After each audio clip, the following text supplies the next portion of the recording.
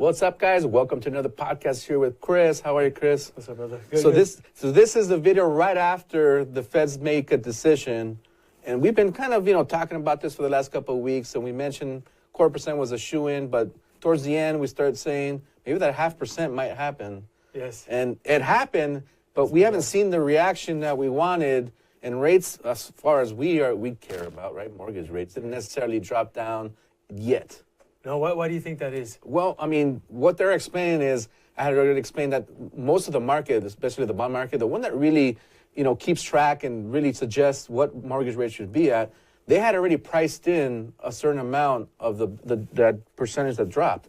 So the 0.25% was already a shoe-in, but in the last week leading into it, mortgage rates ticked down a little bit lower because now there was a reversal in their thought process, and they're saying now we think it's going to be 70% chance that it's going to be 0.5% because the jobs report came in lower than expected.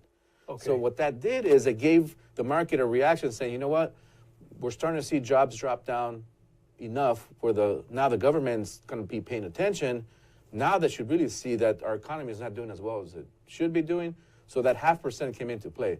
So our mortgage rates in anticipation had already kind of built that in as well. Yeah, I remember we were talking about that, Yeah. and you said that, hey, you're not going to see like a drastic change yet because it's already priced in. Yeah. And that's exactly, Yep. because where are rates at today?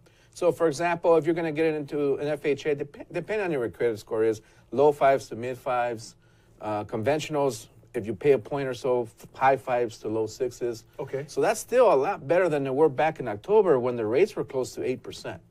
Yes. So obviously we have seen rates drop down, but there's not an exact correlation between the Fed funds rate, because Fed funds rate, what it is it's overnight pricing that the banks pay to borrow money from the Feds. Right. So that's short-term monies. So for those of you that were worried about your credit cards, as far as the rates keep jumping up, they actually start going the opposite direction.